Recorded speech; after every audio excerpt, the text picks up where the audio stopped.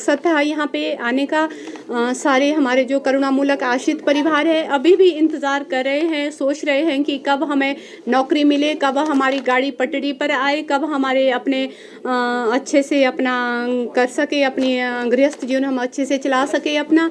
अभी तो हमारा आज का जो मेन उद्देश्य है, हम एक बार फिर से सरकार को याद दिलाना चाहते हैं जो इन्होंने हमारे से चुनाव के दौरान जो वादे किए थे उसको मैं फिर से याद दिलाना चाहती हूँ कि हर मंच से इनके जो भी नेता है, कांग्रेस के नेता है, हर मंच से सभी ने हमारे लिए करुणामूलक के लिए बात कही थी जो धरातल पे उतरती हुई कहीं नज़र नहीं आ रही है।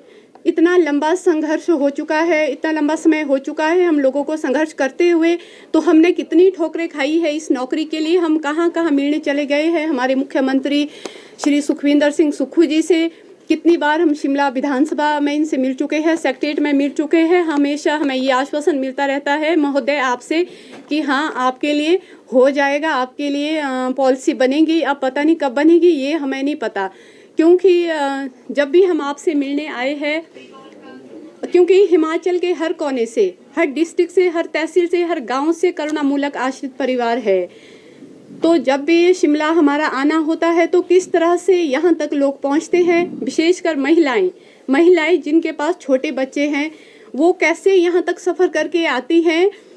तो ये मैं आपको अब कैसे बताऊं कितना संघर्ष हम लोग कर रहे हैं। ये एक संघर्ष की कहानी है जो शायद इतिहास में मतलब हमेशा दोहराई जाएगी, क्योंकि एक तो 432 दिन का अनशन भी हम लोगों ने किया था, तो उसके बाद भी कुछ नहीं हुआ।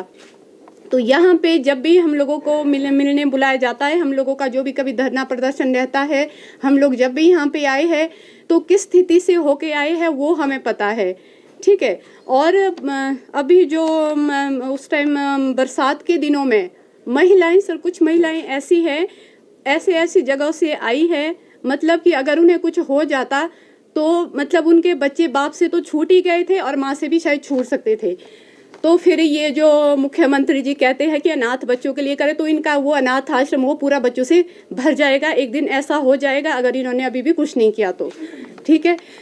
तो मेरा आज का कहने का यही है, तात्पर्य है कि इनके नेता ने चुनाव के दौरान जितने भी हम लोगों से वादे किए थे सर, हर मंच से अग्निहोत्री जी ने, डिप्टी सीएम साहब ने हमेशा ये कहा था कि हमारी सरकार सत्ता में आते ही सबसे पहले मैनिफेस्टो में नंबर 3 पे हमारे लिए जो रखा गया था कि भाई हाँ इन लोगों के लिए प्रावधान किया जाएगा, नौकरी का प्रावधान किया जाएगा।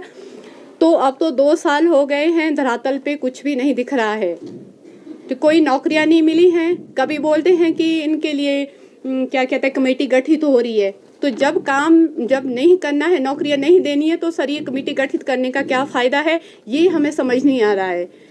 ये किस तरह की कमेटी गठित की गई है, ना ही कभी इसमें हम लोगों को इन्वॉल्व किया गया है, ना ही कभी हम लोगों से कोई इस विषय में कोई बातचीत हुई है, तो ये कैसी कमेटी है। तो जी रिजल्ट 0, 2 वर्ष से अधिक सरकार को बने को हो गई है, उसके बाद भी कोई सुनवाई नहीं। कितने ऐसे आपके लोग हैं जिनकी उम्र यहाँ पर नौकरी की निकल चुकी है, कितने संख्या कितनी है? सर हमारी टोटल जो संख्या है वो 3234 है। अभी भी जो केस पेंडिंग है, जो अभी लगने बाकी है, तो इसीलिए आज सर मैं पूछता है, ये करुणामूलक संगठन पूछता है सरकार से, पूछते हैं करुणामूलक आश्रित परिवार पूछते हैं सरकार से कि इतना इस तरह से हमें क्यों ठगा गया।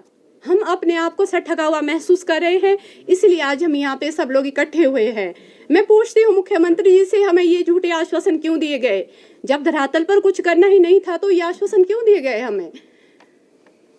तो कितने साल से नहीं है करुणामूलक आधार पर नौकरी? ये सर मेरे भी हस्बैंड की डेथ 2013 में हो गई थी। अब खुद समझ लीजिए आप कितनी साल, 11-12 साल तो मुझे भी हो गए हैं।